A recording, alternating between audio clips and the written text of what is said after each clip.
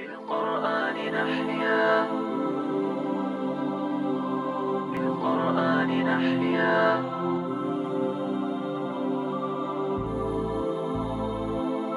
بالقرآن نحيا بالقرآن نحيا. إخوتي يا من حفظتم نص دستور السماء، رتلوه واحفظوه تسعدوا يا أوفياء. رتلوه في قيام الليل دوما بالصفاء، واجعلوه ديدن القلب ومفتاح الوفاء. بالقرآن نحيا بالقرآن نحيا بالقرآن نحيا بالقرآن نحيا بالقرآن نحيا.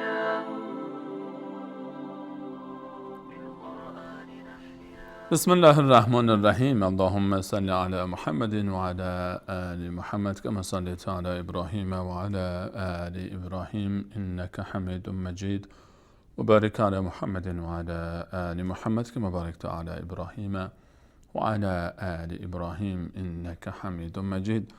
عرض سلام دارم و ادب و احترام خدمت همه شما خوبان و مهتران. امیدوارم هر کجا که هستید، هر لحظه و هر روز زندگیتان در سایه الطاف الله متعال و در عبادت او تعالی زیباتر از لحظات و روزهای گذشته آن سپری گردد. الله رو بی نهایت سپاس گذارم به خاطر اینکه بار دیگر بر ما منت نهاد تا در برنامه دیگر از برنامه‌های حفظ قرآن کریم در معیت شما خوبان و سروران گرد هم بیاییم پای رحل قرآن مجید در درسی دیگر از سلسله دروس حفظ قرآن کریم و تلاوت و تدبر در معانی آیات درسی دیگر از سوره مبارکه حج در امتداد مسیر حفظ کلام الله مجید از آغاز قرآن کریم تا سوره مبارکه حج در پایان جزء 17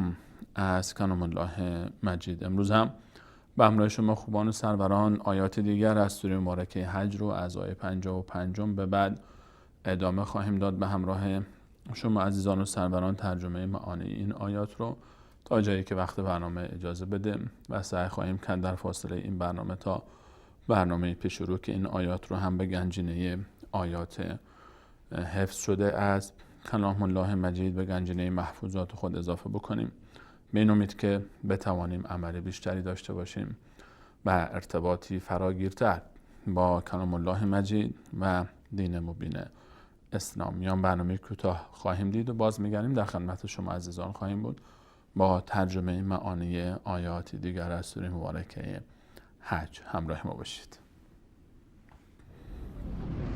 نور في الظلمات أنسي في خلواتي يا سعدي وهنائي القرآن حياتي. إنما المؤمنون الذين إذا ذكر الله وجلت قلوبهم وإذا تليت عليهم آياته زادتهم إيمانا وعلى ربهم يتوكلون. مؤمنان کامل تنها کسانی هستند که چون الله یاد شود دلهایشان ترسان می گردد و هنگامی که آیاتش بر آنان تلاوت شود ایمانشان افزایش می یابد و بر پروردگارشان توکل می کنند. نور في الظلمات أنسي في خلواتي بالقرآن نحيا بالقرآن نحيا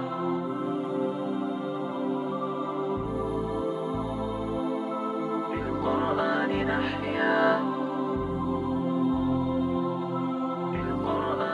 إخوتي يا من حفظتم نص دستور السماء، رتلوه واحفظوه تسعدوا يا أوفياء. رتلوه في قيام الليل دوما بالصفا، واجعلوه ديدن القلب ومفتاح الوفاء. بالقرآن نحيا، بالقرآن نحيا، بالقرآن نحيا، بالقرآن نحيا.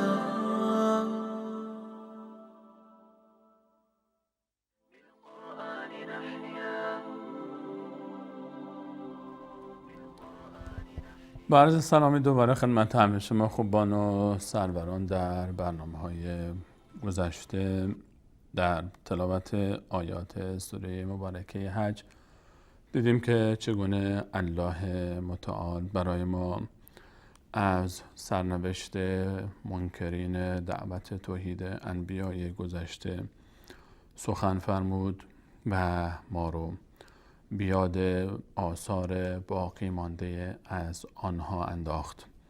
بسیار از تمدن‌هایی که در قرن‌های گذشته بر اثر تمرد و نپذیرفتن و دشمنی و عداوت حق و توحید به هلاکت و از بین رفتن تهدید شدن و از بین رفتن و هلاک شدن و الله متعال برای ما آثاری رو باقی گذاشت از آنها که تا به امروز پابرجاست. در گوشه و کنار زمین الله متعال اشاره کرد به قصرهای آنها، به نعمتهایی که از خود باقی گذاشتن، به چاهای آبی که از آنها بی صاحب باقی ماند و آنچه که ما در تاریخ می‌خوانیم درباره تمدن‌های گذشته و آثارشون رو مطالعه می‌کنیم و بلکه گذر می‌کنیم و می‌بینیم اونها رو در آنچه که از آنها باقی مانده است. الله متعال همچنین اشاره فرمود به تلاش شیطان و شیطان صفتان در راه دعوت انبیا و توحید که چگونه سعی می‌کنند تا بفریبند انسان‌ها رو از پذیرش حق و از اینکه در مسیر حق قرار بگیرن. الله متعال در ادامه در سوره مبارکه حج موضوع رو برای ما بیشتر توضیح می‌فرمایند. در آیه 55 به بعد این گونه می‌خوانیم که الله متعال می‌فرماید اعوذ بالله من الشیطان الرجیم ولا یزال الذین کفروا فی مریة منه حتی تأتیهم الساعة. ولا یزال الذین کفروا و پیوسته، ولا یزال یعنی پیوسته، همیشه، الذین کفروا کسانی که کافر شدند، فی مریه در شک و تردید هستند، منه از این دعوت انبیا، از آنچه که انبیای الهی، از آنچه که کتاب‌های آسمانی برای آنها فرستاده است، برای آنها بیان می شود، برای آنها گفته میشه و خوانده میشه. الله متعال می‌فرماید کفار، مشرکین، کسانی که نمیخوان بپذیرن حق و حقیقت رو در شک و تردیدن نسبت به آنچه که از الله متعال به آنها رسیده است، نسبت به این کتاب آسمانی، نسبت به دعوت توحیدی و این ادامه خواهد داشت. این شک و تردید آنها تا آن لحظه‌ای که حتی تأتیهم الساعة بغتة او یأتیهم عذاب یوم عقیم، تا آن لحظه‌ای که بیاید الساعة تأتیهم، بیاید بر آنها الساعة. ساعه در لغت به معنای زمان است، اما در اصطلاح به دو معنا استفاده میشه، یکی به معنای قیامت و دیگری به معنای مرگ. تا آن زمان که مرگ آنها فرا رسد، در لحظه‌ای که به یک باره بغتة تأتیهم الساعة، تا فرا رسد لحظه مرگ آنها، بغتة به یک باره، مرگ هیچ وقت خبر نمیکنه و به یک باره به سراغ انسان میاد. هیچ گمان نمیکنه آن روزی که انسان صبحش بیدار میشه با نشاط و شادابی و تراوت و امید و آرزو که این روز آخرین روز حیات او خواهد بود، و یا شبی که در اون شب نقشه میکشه برای سالهای پیش روی خودش و آرزوها دارد در سر این آخرین شب او خواهد بود. مرگ بی یک باره به سراغ انسان میاد و انسان رو غافلگیر میکنه. این قاعده برای همه است. هیچ انسانی نمیداند و ما تدری نفس ماذا تکسب غدا و ما تدری نفس بأی ارض تموت. هیچ نفسی، انسانی نمیداند که فردا چه اتفاقی برای او خواهد افتاد و چه کار خواهد کرد و اینکه در کدام سرزمین مرگ او خواهد بود. مرگ به یک باره میاد و انسان رو غافلگیر میکنه. نه سن میشناسد و نه صنف میشناسد و نه جنس میشناسد. براش مهم نیست که پیر باشی یا جوان و یا مرد باشی و زن و یا از سرخ و سفید باشی و یا سیاه، فقیر باشی یا غنی باشی، پادشاه کشوری باشی یا نگهبان درگاه پادشاه. همه و همه در برابر مرگ یکسانند. همه به یک باره غافلگیر میشن در برابر مرگ و انسان آرزوها داره و فکر میکنه که سالها و دهه‌ها زنده است. تأتیهم الساعة بغتة، به یک باره میاد. کسانی که در شک و تردیدن، این شک و تردید ادامه خواهد داشت. ولا یزال الذین کفروا فی مریة حتی، تا اون لحظه‌ای که تأتیهم الساعة بغتة، به یک باره میاد. مسئله ایمان برای هر شخص روی زمین مسئله وقت است و زمان. همه انسان ها بلا استثناء به این باور میرسند که دعوت توحیدی حق است، که الله متعال تنها خالق شایسته عبادت در عالم است، که حساب و کتابی وجود خواهد داشت، که عالم دیگری بعد از این دنیا اصل و اساس زندگی ماست. اما مسئله باور به این اعتقادها مسئله زمان است. کسانی با اختیار خود در حیات خود میپذیرند و قبول میکنند و در این مسیر گام برمیدارند و سعی میکنند که مرگشون در حالتی باشه که خوشنام از دنیا برن، و عده‌ای در شک و تردید، در انکار و تکذیب و کفر چنان پیش میرن تا به اون لحظه که فرعونوار حتی اذا ادرکه الغرق قال، اون لحظه‌ای که داشت غرق میشد گفت آمنتو، ایمان آوردم به اون خدایی که بنو اسرائیل به او ایمان آوردن. اون لحظه‌ای که دیگه به درد نمیخوره، اون لحظه‌ای که ایمان به درد انسان نمیخوره، ملک الموت رو با چشم سر انسان میبینه، این لحظه دیگه فایده نداره، توبه پذیرفته نمیشه. ولیست التوبة للذین یعملون السیئات حتی اذا حضر احدهم الموت قال انی تبت الآن ولا الذین یموتون وهم کفار. توبه از کسی که اعمال بد و ناشایست انجام میده تا آخرین لحظه حیات، و وقتی که ملک الموت رو میبینه اون لحظه تازه میگه توبه کردم، اون لحظه دیگه توبهش پذیرفته نیست. و یا کسانی که حتی همین فرصت هم به اونا داده نمیشه، خوابیده و دیگه بیدار نمیشه، حتی همین فرصت هم، همین فرصت ندامت رو هم پیدا نمیکنه قبل از مرگ. ولی الذین یموتون و هم کفار، با کفر از دنیا میرن. توبه اینها پذیرفته نیست، اون توبه فایده نداره. مسئله ایمان مسئله وقت است. همه باور دارن، باور میکنند این موضوع رو. همه انسان ها ایمان میارن یک روزی به ایمان به الله متعال، به ملائکه او، به حساب کتاب قیامت. اما عده‌ای قبل از بسته شدن باب توبه و عده‌ای در اون لحظه‌ای که ملک الموت میاد، اما اینها دیگه به دردشون نمیخوره. ولا یزال الذین کفروا فی مریة منه حتی تأتیهم الساعة بغتة او یأتیهم عذاب یوم عقیم او یأتیهم عذاب یوم عقیم. دو حالت داره، یا اینکه مرگ به سراغ اینها میاد، اینها میرن دنیا رو ترک میکنن، مرگ اینها به پایان، اینها عمرشون به پایان میرسه در این دنیا. یا عده‌ای هستن که بعد از ماها در این دنیا زندگی خواهند کرد. ما اگر از دنیا بریم عمر دنیا باقی است همچنان. آن قیامتی که الله متعال از او برای ما خبر داده است هنوز نشانه های او آشکار نشده، ولی کسانی هستند که اون رو مشاهده خواهند کرد. او یأتیهم عذاب یوم عقیم، این حکایت برای اونهاست. یأتیهم عذاب یوم عقیم، برای آنها می آید عذاب روزی که عقیم است. روز عقیم، یوم عقیم، الله متعال اشاره می‌فرماید که یک روزی که عقیم است. عقیم یعنی نازا. ما انسان عقیم به انسانی میگیم که نازاست. یوم عقیم به روز قیامت گفته میشه، روزی که بعد از خود روز دیگری نداره. انسانی که بعد از خود انسان دیگری رو نتونه به وجود بیاره، تولدی ندارد، بهش میگیم عقیم. انسانی که بعد از خود انسانی ندارد. یوم عقیم، روز عقیم، به روزی گفته میشه که بعد از او دیگه روزی نخواهد بود و این یکی از نامهای روز قیامت است.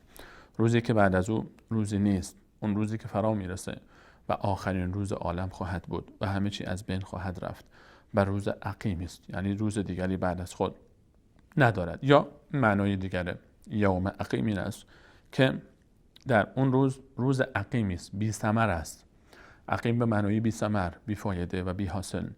روز قیامت برای کفار و برای مشرکین روز بی ثمر است، هیچ ثمره و حاصلی برای اونها نخواهد داشت و اینها در اون روز دیگر به دردشون نمیخوره این برطرف شدن شک اونها. ولا یزال الذین کفروا فی مریة منه حتی تأتیهم الساعة بغتة او یأتیهم عذاب یوم عقیم، تا اینکه برای آنها برسد لحظه مرگشان یا اینکه عذاب روز قیامت به سراغشان بیاید در این دنیا قبل از داخل شدن به آن دنیا. آن دنیایی که الملک یومئذ لله یحکم بینهم، اون لحظه ای که الملک یومئذ لله یحکم بینهم، روز قیامت بعد از اینکه یوم عقیم اتفاق میفته، اون روزی که الله متعال میفهمد روزی بعد از خود ندارد، روز قیامت، الملک یومئذ لله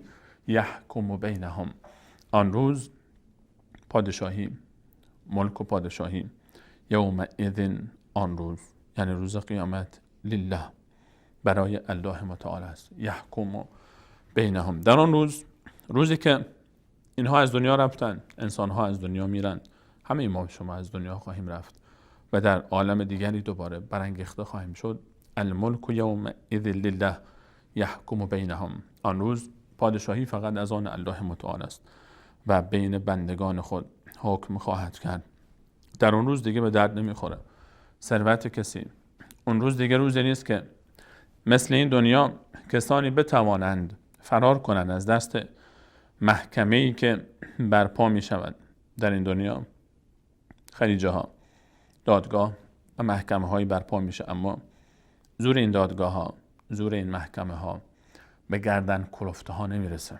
به تعبیر خیلی ساده تر، اینها کسانی هستند که یا زور دارن یا زر دارن، اینها کسانی هستند که پارتی دارن، اینها کسانی هستند که شفاعت کنندگانی دارن.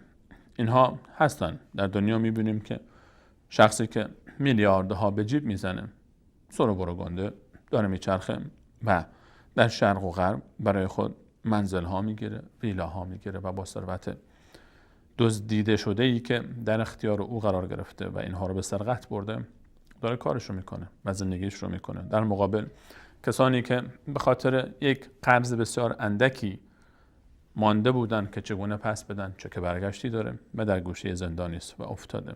در مقابل میبینیم کسان دیگری که هزاران نفر انسان رو کشتن، هنوز به کشتن خودشون ادامه میدن. دادگاهی هم بر علیه اون اگر برقرار بشه که نمیشه، خیلی جاها با زور و با قدرت میان و تهدید میکنن و پرونده رو به نفع خودشون خاتمه میدن. اما در روز قیامت، یومون، اون روزی است که واتقوا یوما، بترسید از اون روز، لا تجزی نفس عن نفس شیئا، هیچ کسی به جای کسی دیگری مجازات نخواهد شد.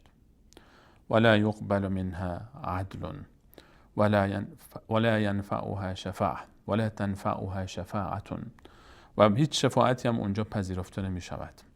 نه پول کسی به دردش میخوره، نه قدرتش، نه خاندانش، نه طایفش، نه اسکورت و بادیگاردش. اون روز حکم فقط از آن الله تعالی است، اون ذاتی که عادل است.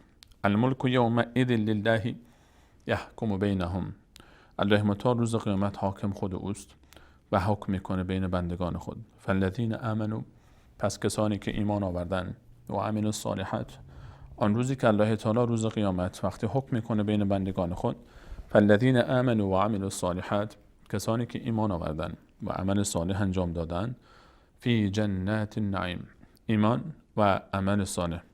فالذین آمنوا، کسانی که ایمان آورده بودند در دنیا، در این روزهایی که ما زندگی میکنیم، و عمل الصالحات و عمل صالح انجام داده بودند. ایمان و عمل صالح دو بال پرواز به سوی خوشبختی، دو بال سعادت، دو بالی که انسان رو به جنت میرساند. ایمان و عمل صالح. ایمان بدون عمل صالح و عمل صالح بدون ایمان هیچ کدام بدون دیگری فایده‌ای نخواهد داشت. برای پرواز به سوی جنت دو بال نیازمندیم و یکی از آن ایمان است و دیگری عمل صالح. فالذین آمنوا و عملوا الصالحات، کسانی که ایمان آوردند و عمل صالح انجام دادند. ایمان بدون عمل ایمان نیست و عمل صالح بدون ایمان قابل قبول نیست برای آخرت. بله، در دنیا کسانی که ایمان ندارن به آخرت اعمال صالحی انجام میدن، اهل خیرن، خیرات میکنن و به یتیم رسیدگی میکنن، بذل و بخشش میکنن، کارهای خوب انجام میدن. الله متعال اونها رو در دنیا برای اونها پاداششون رو خواهد داد. بیماری رو از اونها برطرف میکنه، مصیبتی رو از اونها میگیره، مال بیشتری به اونها میده، شهرت میخوان بهشون شهرت میده و آنچه که میخواهن. من کان یرید ثواب الدنیا نؤتیه منها، هر کسی که از مال دنیا بخواد به او خواهیم داد. اما کسی که آخرت رو بخواد، این دو رو باید با هم داشته باشه، ایمان و عمل صالح. ایمان تنها بدون عمل صالح و یا عمل صالح بدون وجود ایمان هیچ کدام به درد نمیخورند. فالذین آمنوا و عملوا الصالحات، کسانی که ایمان آوردند و به مقتضای آن ایمان عمل صالح انجام دادند، آن وقت این ایمان رو باید در عمل ثابت کرد. ایمان به تنهایی یک ادعاست، ایمان به تنهایی یک ادعاست، باید در عمل ثابت کرد. این ادعا رو که منافق هم داره، منافق هم ادعای ایمان دارد. فرق منافق با مسلمان در چیست؟ منافق هم ادعای ایمان داره، خیلی وقتها میبینیم که حتی عبادت هم انجام میده در ظاهر. ایمان به تنها، ادعای ایمان کافی نیست. ایمان با قلب، اقرار با زبان و عمل با جوارح. فالذین آمنوا و عملوا الصالحات، اینها در روز قیامت کسانی که این دو بال رو داشتن به مانند مرغ‌هایی پرواز میکنند به سمت آن باغ‌هایی که برای اونها تدارک دیده شده است. فالذین آمنوا و عملوا الصالحات فی جنات النعیم، در باغ‌هایی هستند. جنات جمع جنه به معنای باغ هاست. النعیم سراسر نعمت. النعیم از نعمت گرفته شده، آنچه که باغ‌هایی پر از نعمت، نعمت‌های مادی، نعمت‌های معنوی. باغ نشان آسایش و رفاه است. آن مکانی رو که الله متعال پاداش مؤمنان صالح قرار داده است، باغ‌هایی است. اماکنی است که در این باغ‌ها قصرهاست، در این باغ‌ها نعمت‌هاست که نه چشمی تا به حال دیده است و نه گوشی وصف آن را شنیده است و نه در قلب کسی خطور کرده است. آنچه که رسول الله علیه السلام فرمودند که الله متعال برای بندگان خود چیزی آماده کرده که نه چشمی آن را دیده و نه گوشی وصف آن را شنیده و نه در قلبی خطور کرده است. هر تصوری که درباره جنت و بهشت داری، بهشت فراتر از آن است. هر تصوری که درباره نعمت‌های بهشت در ذهن من و شما خطور کنه، جنت بهتر از آن است.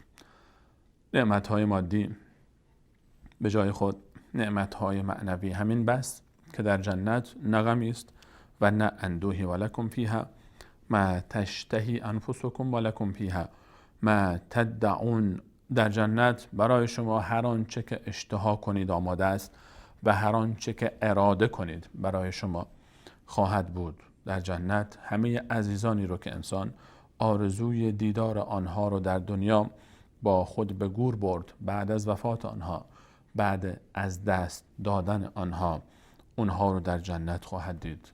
عزیزانی از اولیای الله متعال، از انبیا، از بهترین های کره زمین، از بهترین های فرزندان آدم که آرزوی به خواب دیدن اونها رو ما داریم در جنت قابل رؤیتن. در جنت رسول الله صلی الله علیه و سلم است، موسی کلیم الله، عیسی روح الله، ابراهیم خلیل الله، نوح علیه السلام، پدر ما آدم، مادر ما حوا و دیگر اولیای الله متعال همه به یک بار جمع‌اند در جنت. در جنت همه صالحان قوم، پدران و مادران، فرزندان، اقوام و خویشاوندان قابل رؤیتن، بلکه در کنار ما در جنتن. در جنت نه غمی است و نه اندوهی است، نه بیماری است، نه پایانی است، نه ترس از دست دادن نعمتی است و نه ترس بیمار شدن و مرگ. در دنیا هر چقدر انسان نعمت داشته باشه، دو چیز همیشه او رو تهدید میکنن. یکی ترس مردن و ترک کردن نعمتها، یا ترس از دست دادن نعمتها. قبل از اینکه انسان اونها رو ترک بکنه و بره، اونها ما رو ترک بکنن. خیلی ها ثروت دارن و قدرت دارن، یک شبه میبینی که همه رو از دست میدن، یا عکسش خودشون میرن از این دنیا و اونها باقی میمانه بی صاحب. و این حکایت در جنت قابل تصور نیست که انسان بترسه از زوال نعمتش، فکر بکنه که برشکست میشه، فکر بکنه ازش میگیرن نعمتش رو، همیشه خواهد بود. و یا این که بترسه از این که من میمیرم، پیر میشم، میمیرم، دیگه نمیتونم از این نعمت‌ها استفاده بکنم. از کودتای فرزند بر علیه خودش بترسه، از دزدی که بیاد و گاو صندوق خانه او رو خالی بکنه، و یا هر خطر دیگری. اونجا هیچ خطری انسان رو تهدید نمیکنه. فی جنات النعیم، این کلمه جنات النعیم خودش میتونه عنوان یک کتابی باشه با چند جلد و چند صد صفحه هر جلد، در وصف جنات النعیم، در وصف آن جنتی که الله متعال برای ما در قرآن کریم و یا رسولش علیه السلام در روایات برای ما ذکر کرده است. جنات النعیم، همین کافی است که بدانیم در جنت تنها جایی است که میتوان ذات باری تعالی رو، الله متعال رو مشاهده کرد. وجوه یومئذ ناظرة الی ربها ناظرة، در قیامت چهره‌های سرسبز و خرم و شاداب به سوی پروردگارشان نظاره‌گرند. آنجا محلی است که میتوان الرحمن الرحیم رو مشاهده کرد. آنجا مکانی است که رؤیت الله متعال هیچ لذتی با او برابری نخواهد کرد. اون لذتی که فقط باید تجربه کرد، لذت ملاقات و هم کلامی با الله تعالی و رؤیت ذات الله متعال فقط در جنت میسر است. فی جنات النعیم، مرغ پرواز به سمت جنت دو بال دارد. ان الذین فالذین آمنوا و عملوا الصالحات، ایمان و عمل صالح، کسانی که ایمان و عمل صالح انجام داده اند، خیال اونها جمع است که در محکمه روز قیامت اللهی که حاکم است و صاحب محکمه است آنها رو در جنات النعیم راه خواهد داد. گروه دیگر کسانی هستند که از این خوش نصیبان فرسنگ ها و فرسخ ها دورند. والذین کفروا و کذبوا بآیاتنا، اینها همون کسانی هستند و کسانی که کافر شدند و تکذیب کردند. بآیاتنا، کافر شدند به آیات من الله با عظمت و تکذیب کردند آیات من الله با عظمت رو. آیاتی که من فرستادم برای انبیای خود، آیاتی که الله متعال در قرآن کریم در قبل از آن در تورات و انجیل و کتابهای دیگر آسمانی فرستاده، و یا آیات و نشانه هایی که در طبیعت ما حول ما وجود دارند. و فی الارض آیات للموقنین و فی انفسکم، در زمین آیاتی است و نشانه هایی است برای اهل یقین و در ذات شما. و فی انفسکم، و در وجود شما آیات و نشانه های فراوانی است که دلالت بر وجود خالق میکنه و وجود الله متعال. افلا تبصرون، آیا چشم بصیرت خود رو به کار نمی اندازید تا بیاندیشید؟ هر برگ سبزی، هر برگی که از درختی فرو می افته، هر جنبنده کوچکی، مورچه‌ای کوچکتر از مورچه‌ای، پشه‌ای که در آسمان پرواز میکنه خود نشانه است از عظمت الله متعال.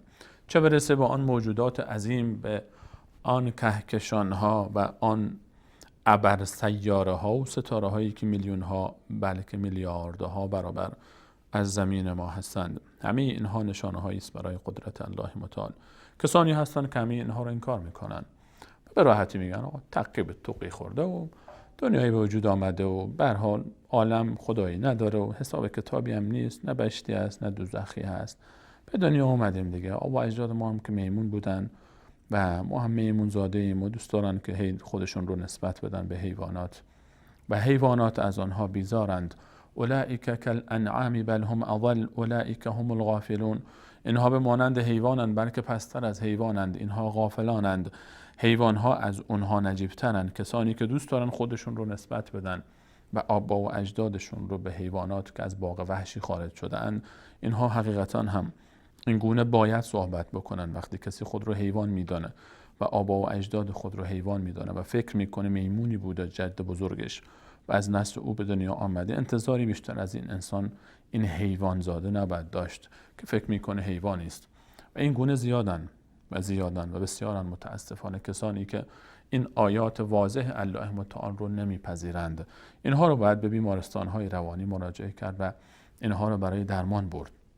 کسانی که ادعا میکنن دانشمندن، خیلی از کسانی که ادعا میکنن اسناد و مدارک عالی دانشگاهی دارن و حقیقتا هم در علوم روز دنیا اینها زبان زد هستند. در حیرت میمانه انسان وقتی که حرفهای اینا رو درباره وجود انسان، حقیقت وجودی انسان و خلقت انسان میشنوه که چگونه یک طفل کودک میخندد به عقل اینها همون کسانی هستند که کفروا والذین کفروا و کذبوا بآیاتنا، آیات الله متعال رو تکذیب میکنن. آیاتی که در قرآن کریم است، آیاتی که در کتابهای آسمانی است، آیات و نشانه هایی که در عالم هستی وجود داره و دلالت بر وجود الله متعال میکند. فاولئک، پس این لهم عذاب مهین، برای این هاست عذابی خار کننده، مهین عذابی که خار میکند،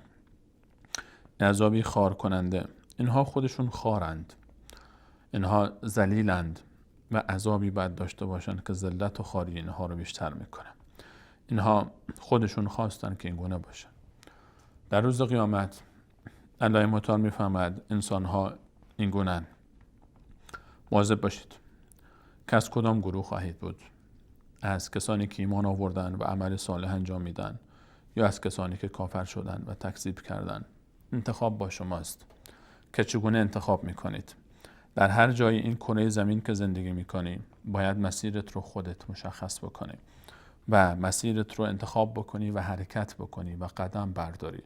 این که فکر میکنی شما در سرزمین زندگی میکنی که نمیتونی عبادت بکنی الله متعال رو آنگونه‌ای که شایسته است، فکر میکنی که فضا به تو اجازه نمیده، فکر میکنی که نمیتونی فرزندانت رو درست تربیت بکنی و به اونها بشناسونی ربشون رو، به اونها یاد بدی مسیر زندگی اونها رو، هجرت کن، حرکت کن، بلند شو برو جای دیگری.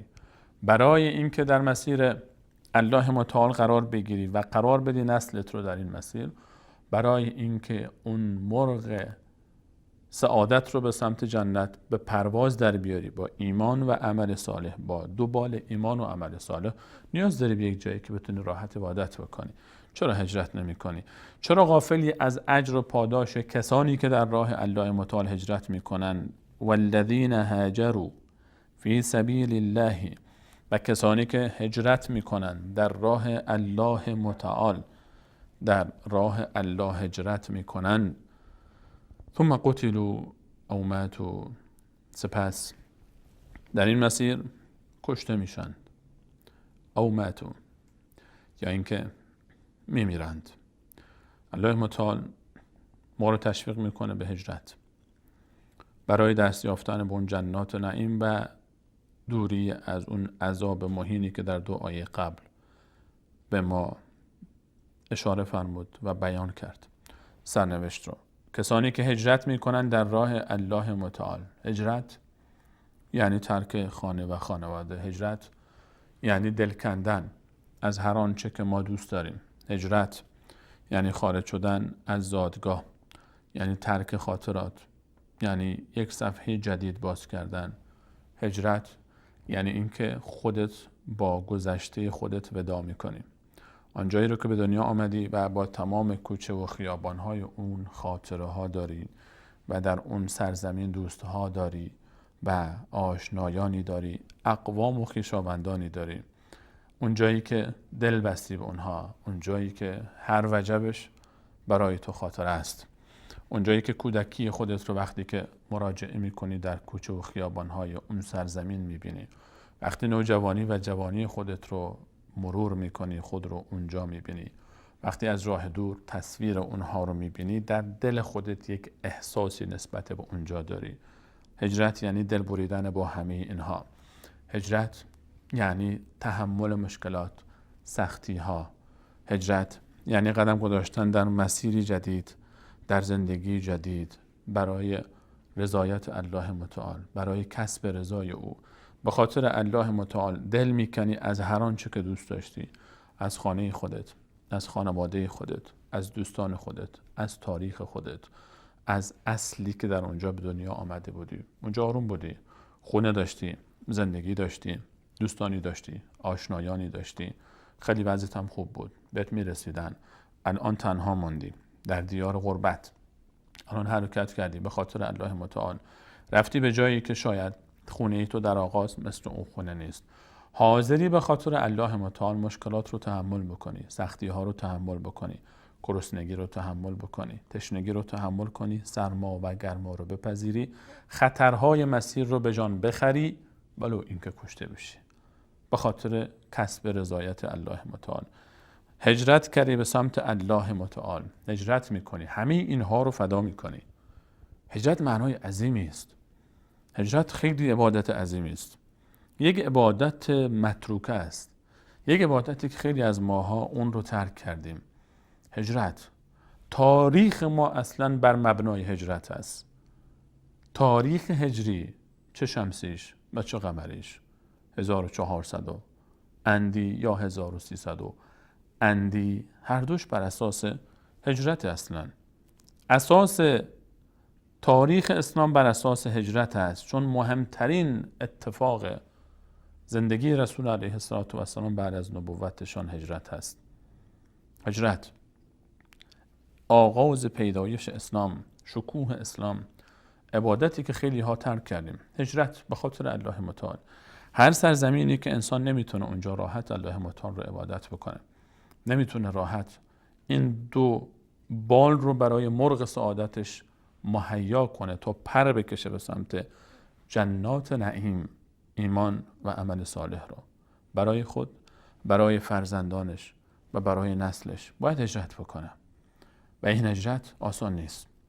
این هجرت سخت است، چون سخت ارزش داره.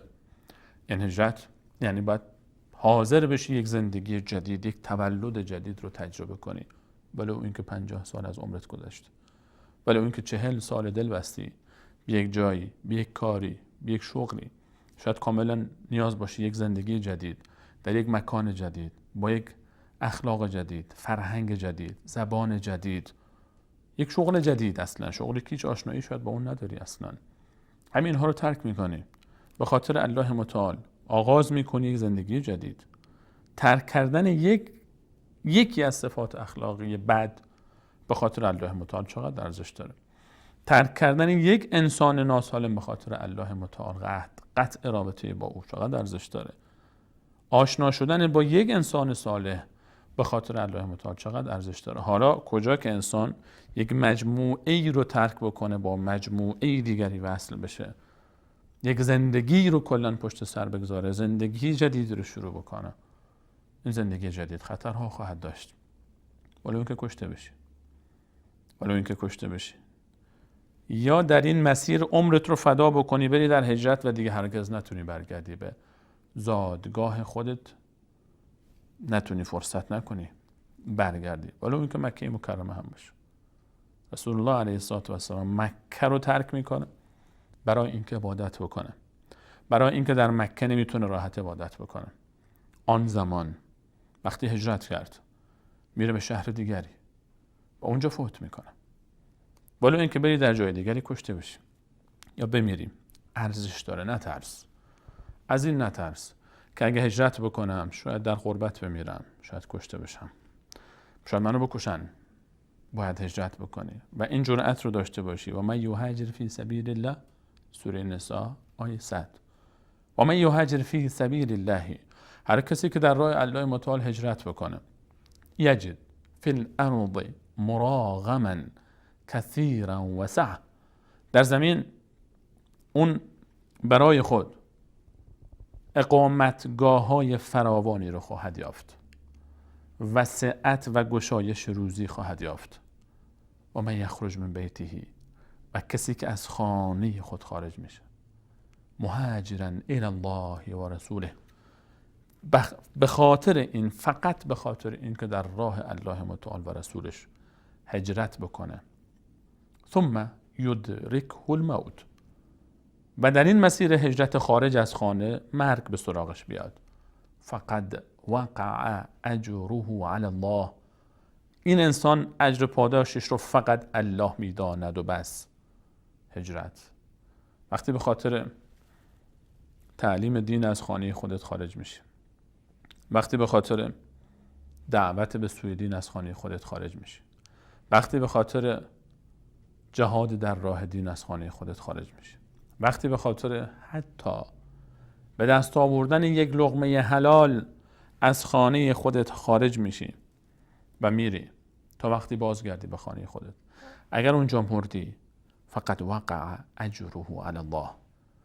ولی که فوت هم بکنی، نه که شهید بشی، حتی بکشنت، خودت فوت کردی، مریض شدی، فوت کردی در غربت، اجرت با الله تعالی است.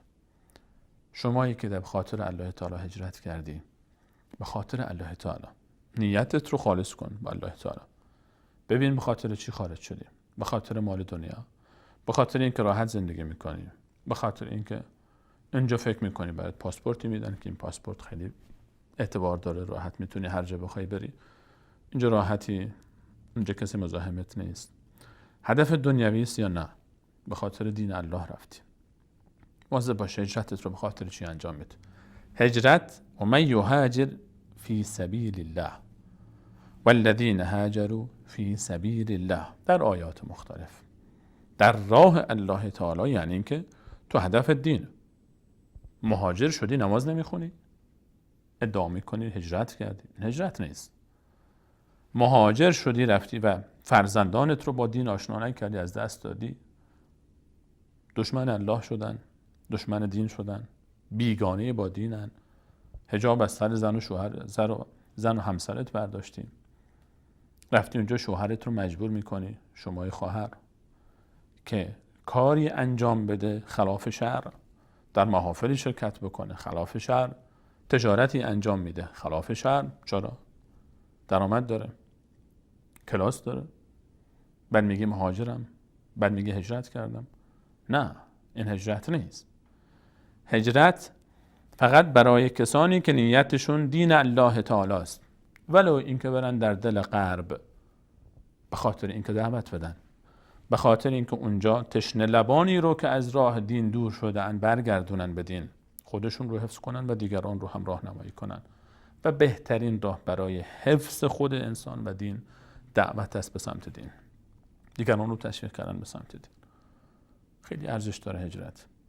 والذین هاجروا، بعد از این که الله تعالی وضعیت کسانی که ایمان و عمل صالح انجام دادن رو مشخص کرد و کسانی که قبول نکردن، تأکید میفهمد روی این قشر خاص، مهاجرین فی سبیل الله. والذین هاجروا فی سبیل الله، کسانی که مهاجر شدن در راه الله متعال. ثم قتلوا، کشته شدن. رفت بیرون دعوت کرد، به خاطر توحید شروع کرده به دعوت، بیان حق، دشمنان بر نتافتن و کشتنش.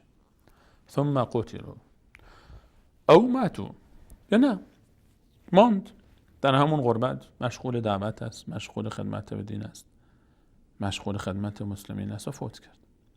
لا یرزقنهم الله، لا یرزقن، این نونی که تشدید داره در ادبیات عرب بهش میگن نون تأکید ثقیله، یعنی 2 تا تأکید توش هست. اون لامی هم که در ابتدای این کلمه آمده، لام، این هم برای تأکید هست، برخی گفتن برای قسم هست. حتما، قطعا و یقینا معناش این است. 3 تا تأکید. حتما، قطعا و یقینا الله تعالی او رو روزی خواهد داد. لیرزقنهم الله، قطعا، حتما، یقینا، شکی در این نیست که الله متعال او رو رزق و روزی خواهد داد. رزقا حسنا، آن روزی و رزقی که شایسته و نیکوست. بسیار خوب. قطعا، حتما، یقینا. این تأکیدها رو کی بیان میکنه برای ما؟ خالق آسمان و زمین. الله متعال که خالق من و توست و این عالم میفرماید من الله، کسی که در راه من هجرت بکنه، به خاطر من محل آرامش و آسایش خودش رو ترک میکنه، قوم و فامیلش رو ترک میکنه، اون شهری رو که دوست داره در اون زندگی کنه ترک میکنه، چون فقط میخواد دعوت بده به سمت من، عبادت کنه برای من، کسب کنه رضای من رو. لیرزقنهم الله، یقینا و حتما. الله متعال باز تأکید هم میفرماید. الله تعالی کلامش نیازی به تأکید نداره. کلام الله تعالی 2 تا میشه. و من اصدق من الله حدیثا و من اصدق من الله قیلا. کی از الله تعالی راستگوتر است؟ کی؟ باز الله متعال تأکید میفرماید من الله، حتما، قطعا و یقینا برای کسی که در مسیر من هجرت بکنه او رو روزی شایسته خواهم داد. همون چون که در آیه 100 سوره نساء فرمود یجد فی الارض مراغما کثیرا وسعه، اقامتگاه های مختلف و فراوان، وسعت و گسترش و گشایش در روزی خواهد یافت. اگه فکر میکنی هجرت کردن سبب میشه که رزقت کم بشه، الان من اینجا کار خوبی دارم، ولی درآمدم خوبه، فعلا درآمدم هم خوبه، برای هر درسته که اینجا مشکلاتی هست، نمیتونم درست حسابی عبادت کنم، بچه‌هام نمیتونن درست حسابی عبادت کنن، اجازه نمیدن دخترم حجاب داشته باشه، حجاب از سرش در میارن، خانمم حجاب ندارم. خب وضع مالیم خوبه اینجا دیگه. اگه از این میترسی که جای دیگری بری گرسنه بمانی، فقیر بمانی، الله تعالی میفرماید تو به خاطر من خالص حرکت کن، من رزق حسن به تو میدم، روزی بسیار نیکو. روزی معنای وسیعی داره. روزی میتونه مسائل مالی باشه، میتونه خرج خوراک روزانه باشه، آبرو روزی است، همسر صالح روزی است، درس، علم، درک و شعور روزی است، خوشنامی روزی است، فرزند صالح روزی است، دوستان خوب روزی است، کار خوب روزی است، مکان خوب، منزل خوب، وسیله خوب روزی است. رزقا حسنا همین ها رو در بر میگیره. الله متعال میفهمد تو به خاطر من حرکت کن و نترس از این که کشته بشی و یا در غربت بمیری. اون موقع من میدونم که از تو چطور پذیرایی کنم. توکل میخواد، اعتماد میخواد، صداقت رابطه با الله رو میخواد. الله متعال از بندگانش میخواد باش صادق باشن، بهش اعتماد کنن. اعتماد ما خیلی شرم‌آوره. اگر اعتماد ما به بنده‌ای، به انسانی، به مدیر اداره‌ای که فکر میکنیم حقوق ما به دست اوست، به دوستی، آشنایی، به پدر و مادری که فکر میکنیم که اگر نباشند ما چگونه زندگی بکنیم، بیشتر باشه تا اعتماد ما به الله متعال. آیا الله متعال محبتش کمتر از پدر و مادر است و یا اون انسان و یا این مدیر و یا فلان فامیل و یا دوست؟ والذین هاجروا فی سبیل الله ثم قتلوا او ماتوا لیرزقنهم الله رزقا حسنا، در دنیا و در آخرت.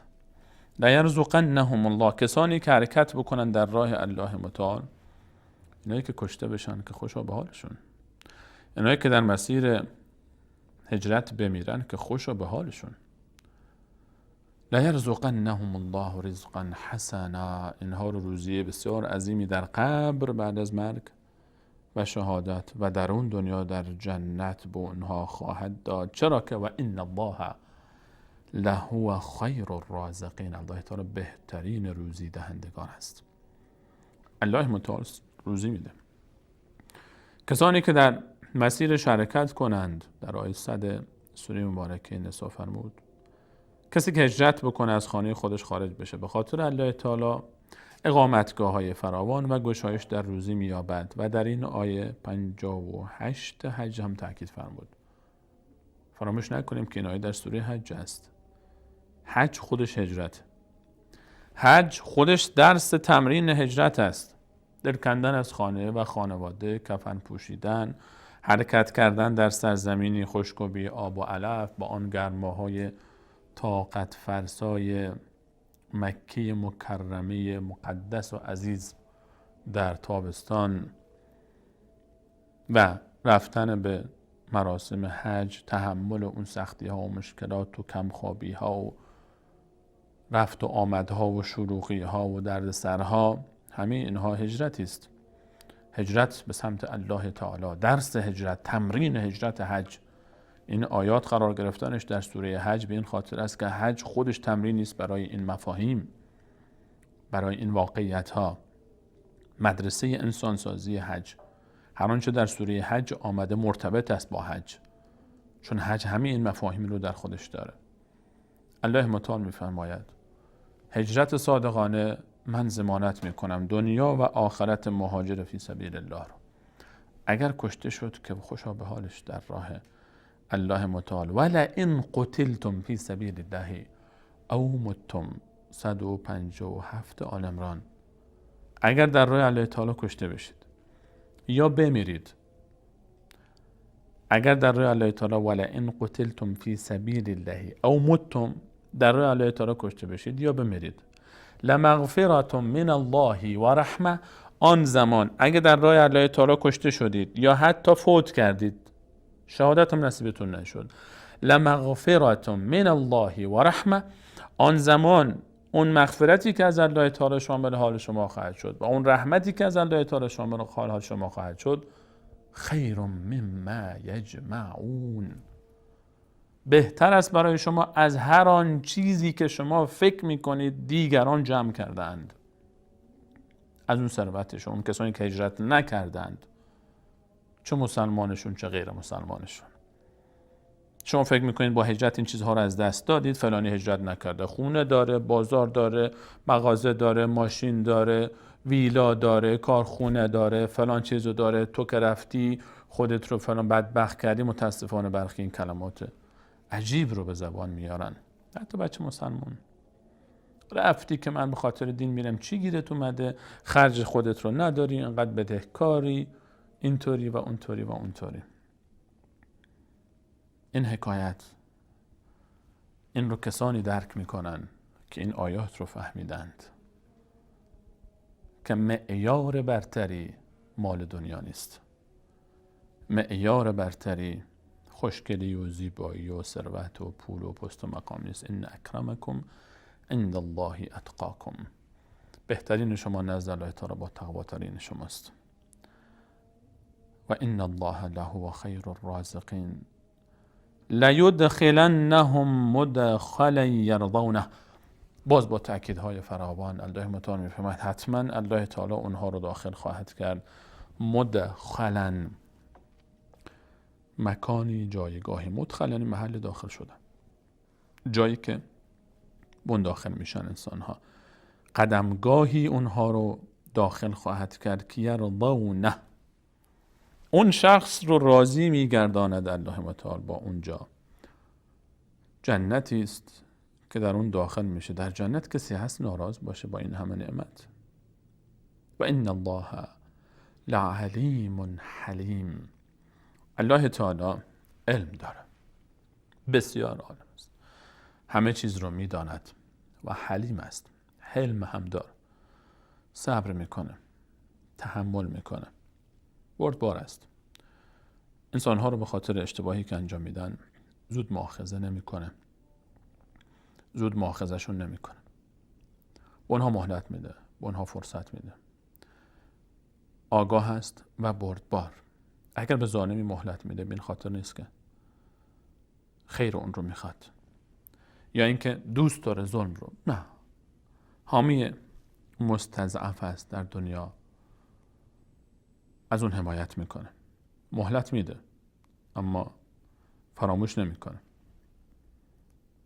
ذلك ومن عاقب بمثل ما عوقب به.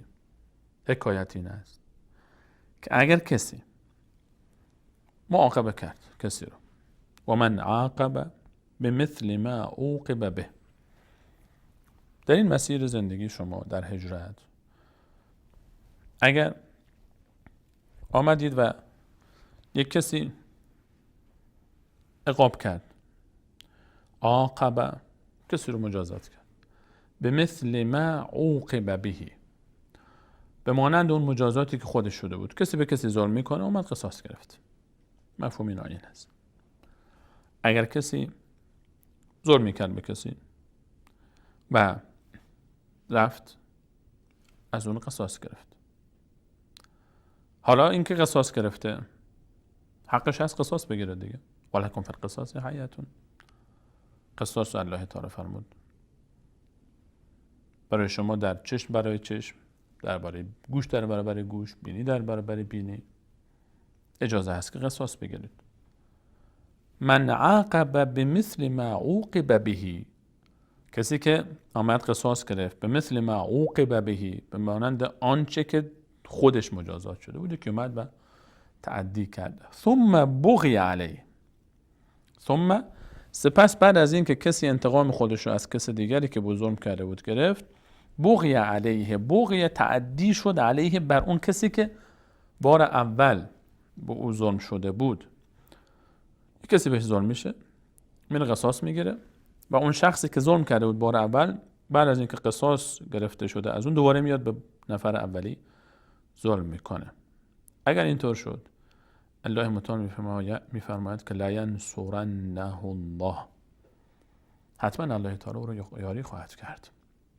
حتی اگر حکایت نصرت الله متعال تا حدی است، شما وقتی از خانه بیرون بشی به خاطر الله تعالی، اگر کسی به شما ظلم کرد و حتی رفتی انتقام گرفتی از او، رفتی در برابرش حق تو است که قصاص بگیر، با اون دوباره آمد بعد از اینکه قصاص گرفتی زورش اومد دوباره به تو تعدی کرد، الله تعالی تو رو یاری میکنه، تو رو تنها نمیگذاره.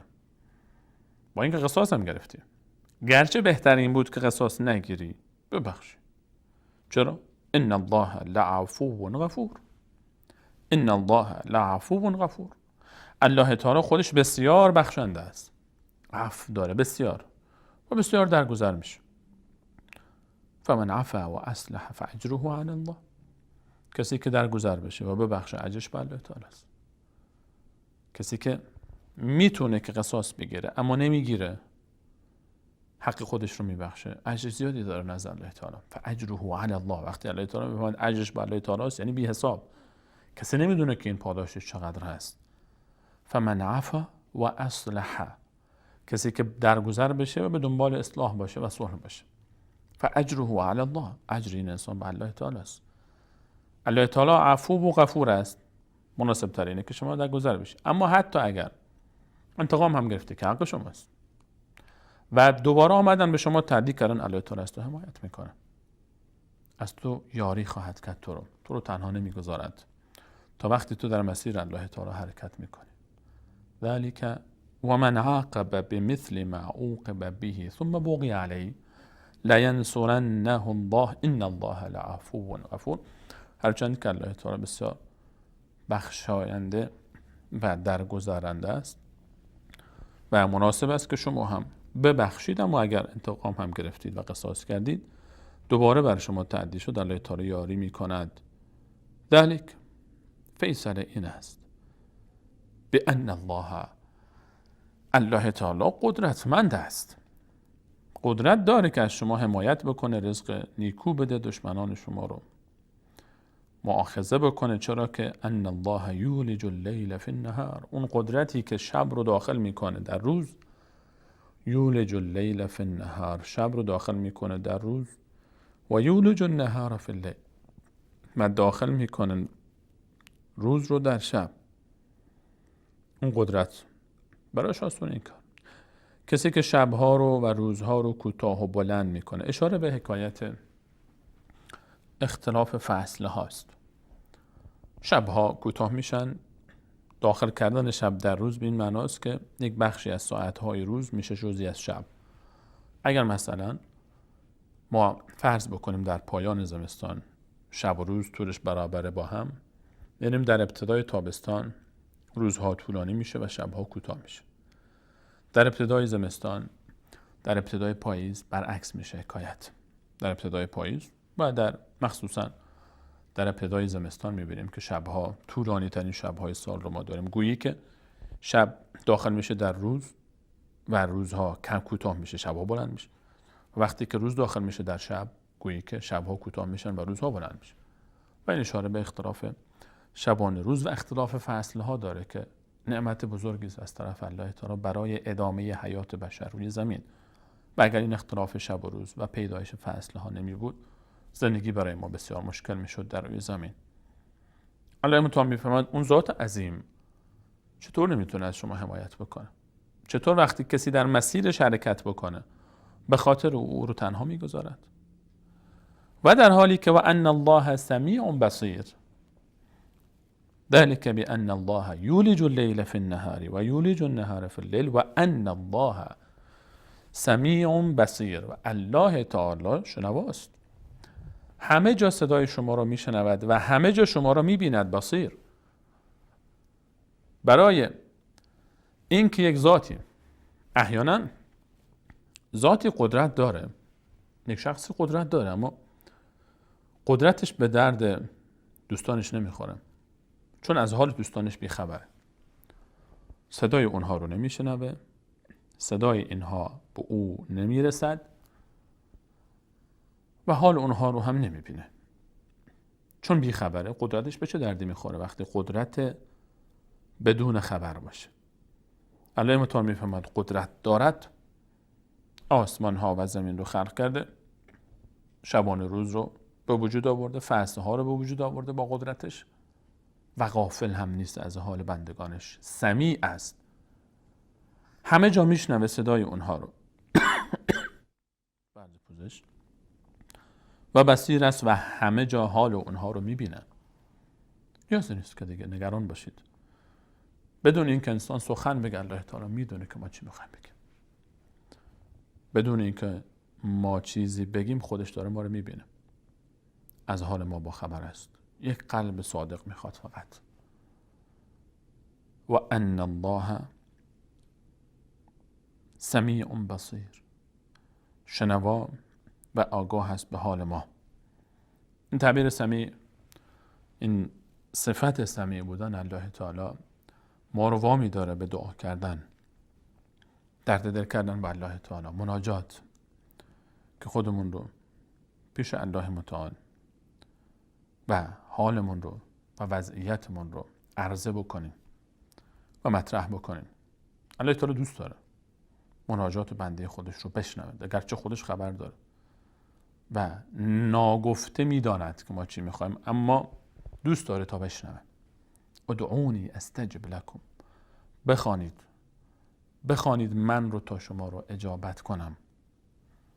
ذلک بأن الله هو الحق، فیصله این است که الله تعالی همان ذاتی است که بر حق است، اون ذات حق و حقیقتی که شایسته عبادت است. الله معبود به حق است.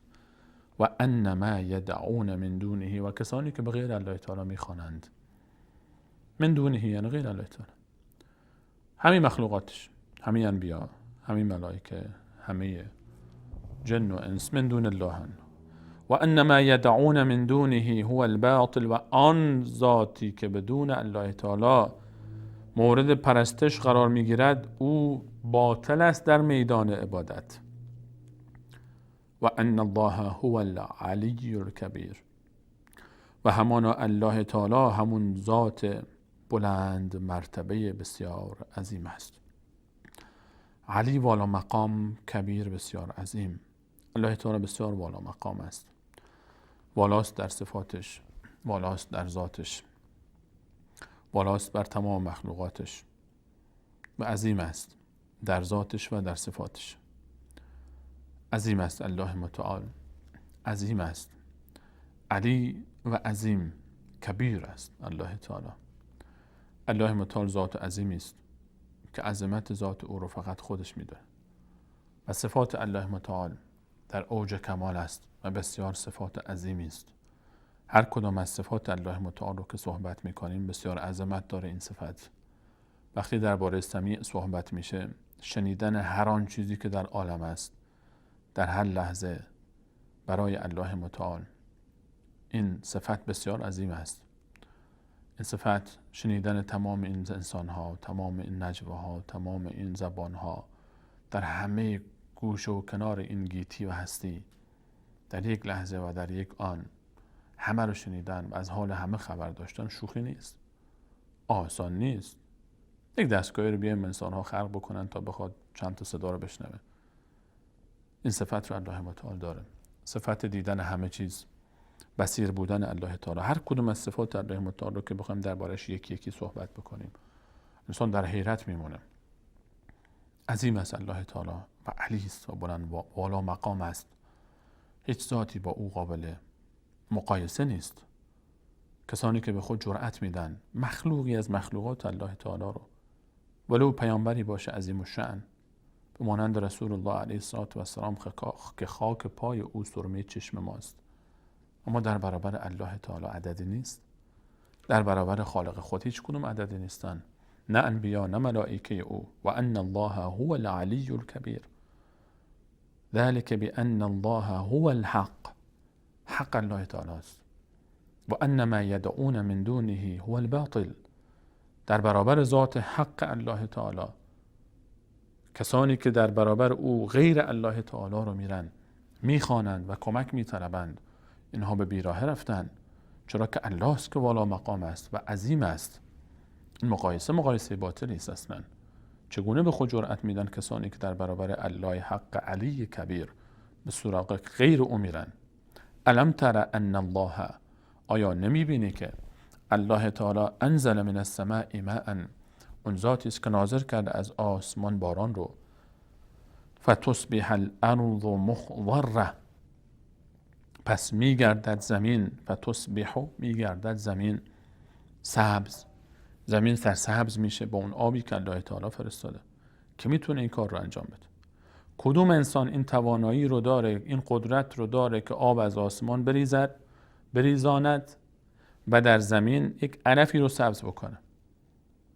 فانظر الى آثار رحمت الله کیف یحیی الارض بعد موتها، ببین در ابتدای بهار و در پایان زمستان که چگونه الله متعال زمین مرده رو چگونه سبز میکنه. چگونه سبز میکنه الله متعال؟ زمینی که سرسبز میشه، درختان در این طرف، گیاهان در آن طرف، گلها و اون بوستانها در این طرف. انسان در حیرت میمونه از این همه قدرت و شگفتی و نظم. الم تر ان الله انزل من السماء ماء، خود حکایت باران و پیدایش باران و حکایت بخار آب دریاها و شراکت باد و خود سیستم باد و حرکت باد و خود ابرها و ریختن باران و این چرخه آب در زمین و آسمان و حکایت تأثیرش در زمین و گیاهانی که همه از یک خاک و از یک آب تغذیه میکنن، رنگهای مختلف، طعمهای مختلف، شکلهای مختلف. این قدرت الله تعالی است. هذا خلق الله، این خلق الله تعالی است. فارونی ماذا خلق الذین من دونه، به من نشون بدید کسانی که غیر الله تعالی هستند، بندگان الله تعالی، انبیا، اولیا، ملائکه، غیر الله تعالی، جن و انس، چی خلق کردن؟ نشون بدید، نشان بدید. الم تر ان الله انزل من السماء ماء، فتصبح الارض مخضره ان الله لطیف خبیر. الله لطیف است، به تمام جزئیات توجه داره. الله متعال باریک بین است، همه چیز رو میدونه، جزئیات امور رو میدونه و خبیر است و بسیار آگاه است، از همه چی با خبر است. و با این باریک بینی خود میبینیم که چه شگفتی هایی برای ما خلق کرده است و از حال همه خبر داره. له ما فی السماوات، از آن اوست هر آنچه که در آسمان هاست و هر آنچه که در زمین است. و ان الله لهو الغنی الحمید، و الله متعال است که بسیار بی‌نیاز است و حمید است، ستوده شده و سزاوار ستودن است. الله تعالی است، بسیار بی‌نیازه. الله تعالی بی‌نیاز است، هیچ نیازی به کسی نداره. نه نیاز داره به انبیاء الهی، نه نیاز داره به ملائکه خود، نه نیاز داره به هیچ ذات دیگری. و همه به اون نیازمندن، همه به اون نیازمندن. یا ایها الناس انتم الفقراء الی الله، ای انسان ها شما گدایانی هستید پیش الله تعالی. ما در همه چیز به الله تعالی نیازمندیم و الله تعالی در هیچ چیزی به هیچ کسی نیازمند نیست. در حالی که بندگان در همه چیز به او نیازمندن، الله تعالی در هیچ چیزی به هیچ کسی نیازمند نیست. این معنای صمد است، این معنای غنی است، یعنی بی نیاز. هر کدوم از این صفات الله متعال قابل تأمل است، قابل تدبر است. الم تر ان الله سخر لكم ما فی الارض، آیا نمی بینید؟ چشم بیاندازید، کم تفکر بکنید. این آیات همه دعوت به تفکر و تعقله درباره عظمت الله تعالی و یکی از بهترین مواردی که ما رو به این صفت، یعنی ایمان به عظمت الله تعالی نزدیک میکنه و میرسانه و ایمان ما رو تقویت میکنه، تفکر در مخلوقات الله تعالی است که خود الله تعالی ما رو داره تشویق میکنه. ببینم الم تر ان الله سخر لكم ما فی الارض، آیا نمیبینی که الله تعالی مسخر کرده برای شما هر آنچه که در زمین است؟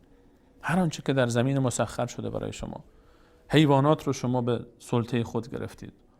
حیوانات همه در اختیار انسان ها هستن. هر حیوانی رو انسان ها میبینیم که از حیوانات چه استفاده هایی که نمیکنه، از گوشتشون، از پوستشون، در شکل های مختلف، از پرندگان، از خزندگان، از حیوانات مختلف، از گیاهان، از درختان، از معادن، از آنچه که در زمین، در عمق زمین است میکنیم و نفت و گاز در میاریم ازش. همین ها را الله تعالی میفرماید من در اختیار شما قرار دادم، مسخر کردم برای شما.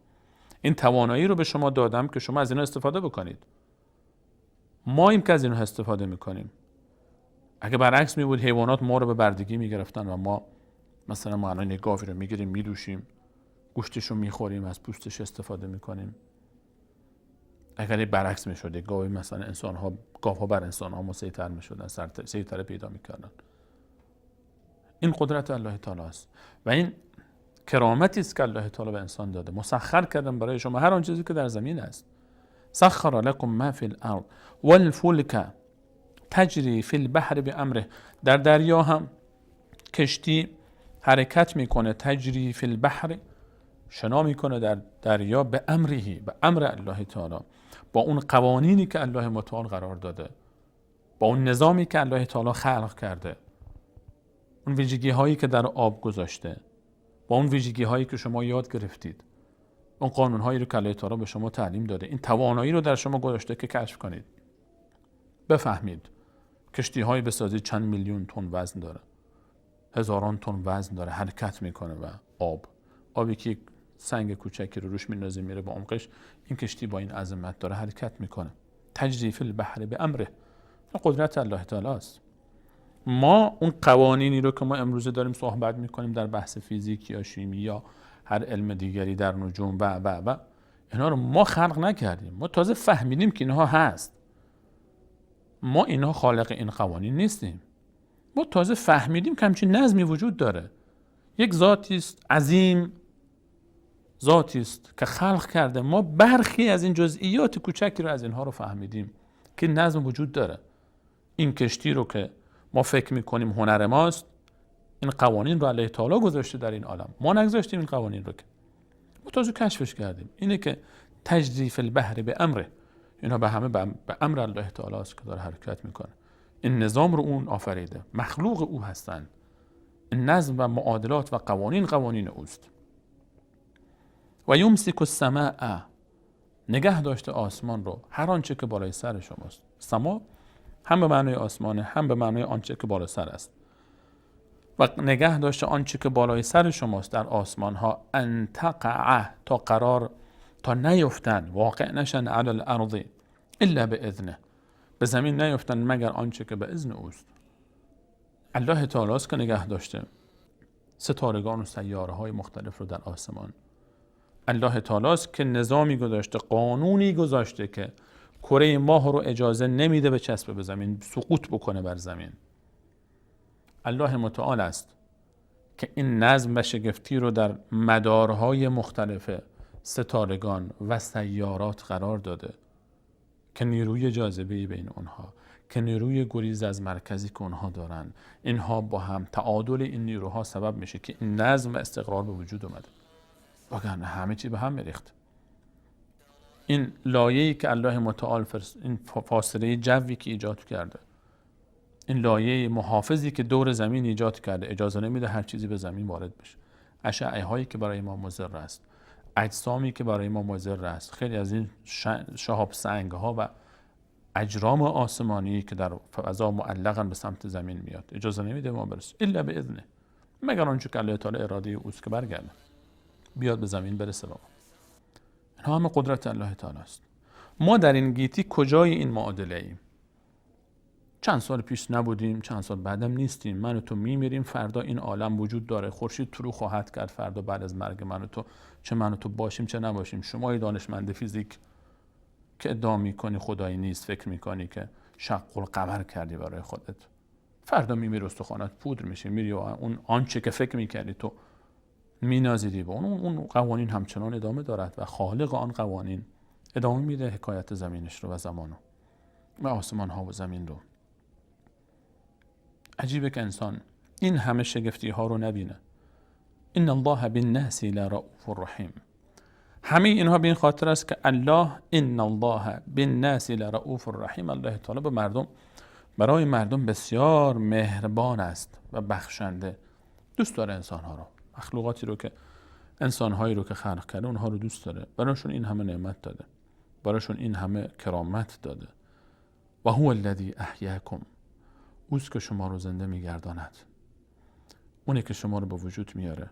تویی که 50 سال پیش، 100 سال پیش اثری ازت نبود، با یک نطفه تو رو خلق کرد. و هو الذی احیاکم ثم یمیتکم، سپس دوباره مرگ میدهد شما رو، دوباره میمیرید، دوباره میمیرید. یمیتکم، همه شما میمیرید، هیچ کدومتون نمیمونید. ثم یحییکم، دوباره شما رو زنده خواهد کرد. فکر نکن که مرگ پایان زندگی توست، یک مرحله دیگری از زندگی توست. تو از یک مرحله به مرحله دیگری منتقل میشی. ثم یحییکم، دوباره شما رو زنده میکنه. چرا نمیخوای بپذیری؟ چرا نمیخوای بپذیری که آفرینش دیگری هم در آسمان ها و زمین خواهد بود؟ ان الانسان لکفور. مشکل اینه که انسان بسیار ناسپاس است. کفور، کفر پیشه است، خیلی ناشکر انسان. ان الانسان لکفور، انسان بسیار ناسپاس و کفر پیشه است. لکل امت جعلنا من سکن هم نسکوه. این مسئله دین چیز جدیدی نیست.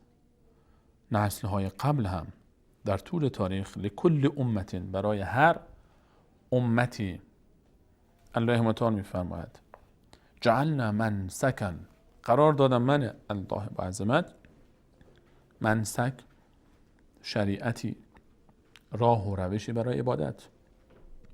هم نسکوه، افراد اون امت، اون ملت اون رو دستور عمل خود قرار داده بودن.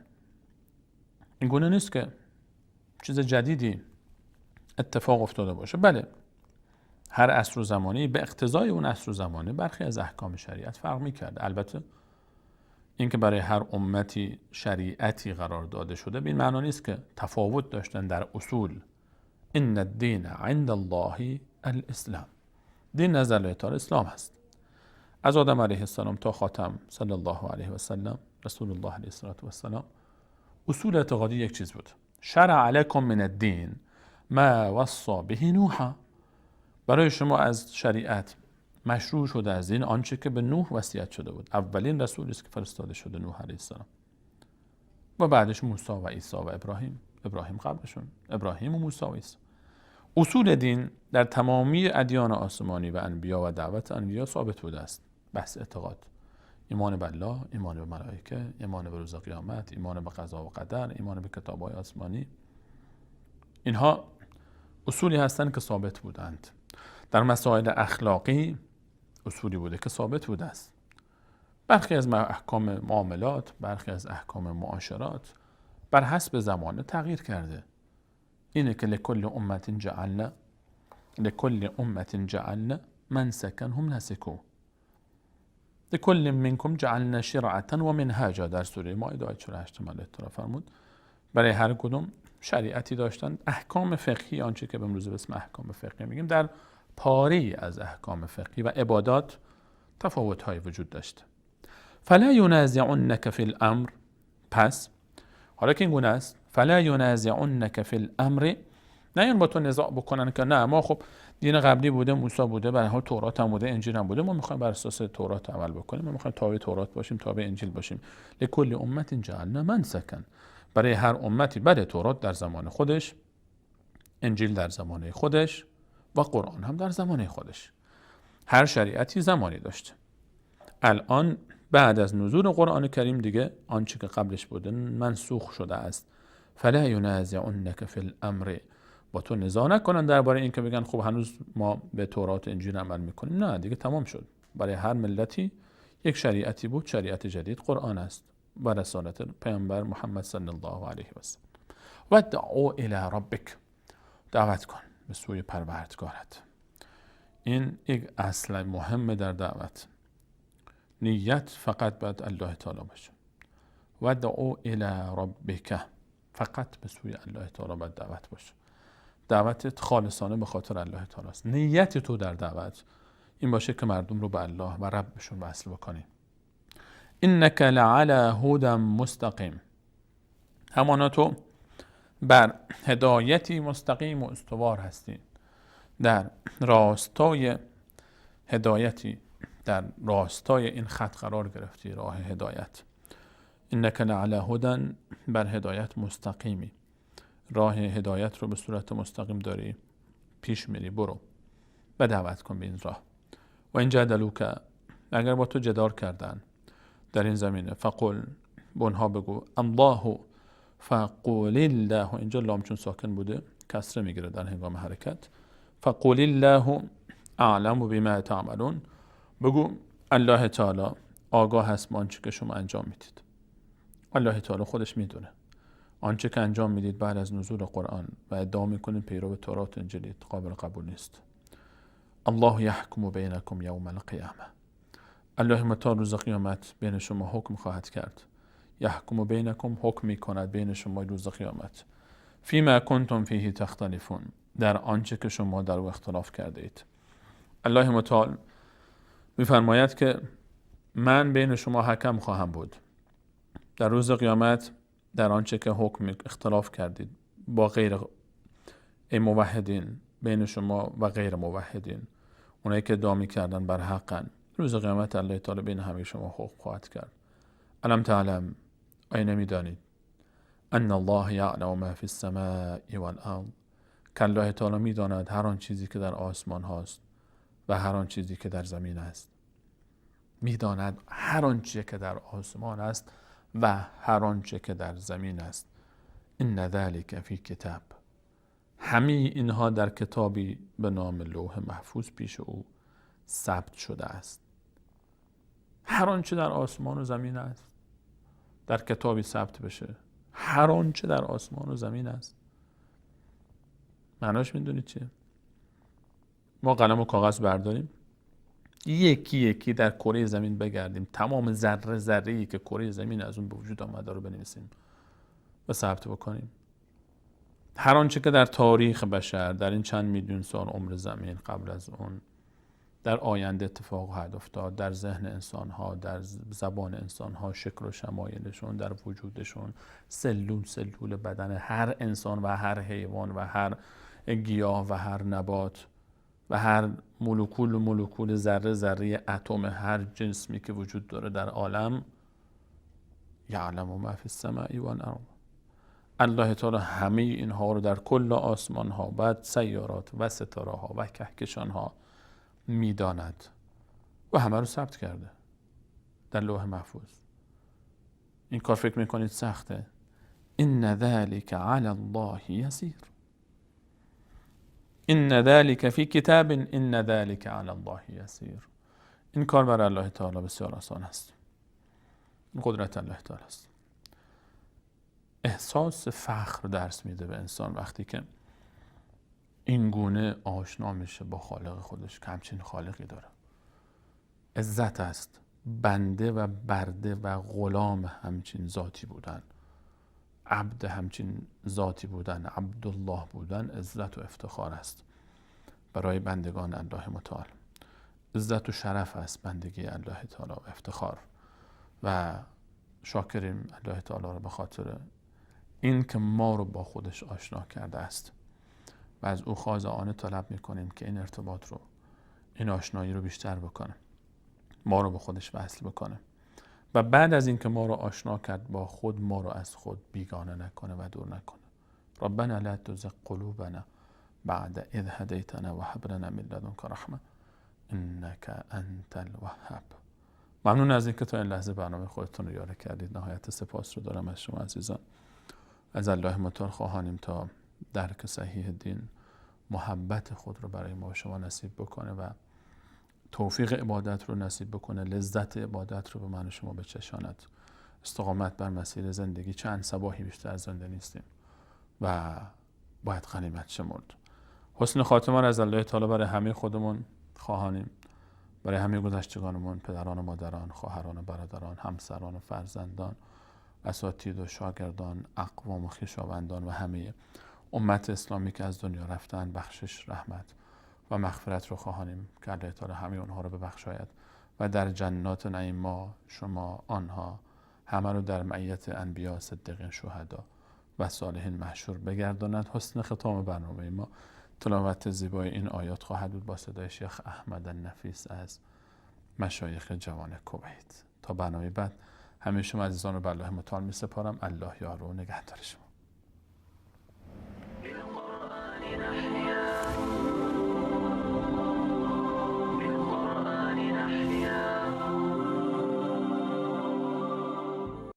أعوذ بالله من الشيطان الرجيم.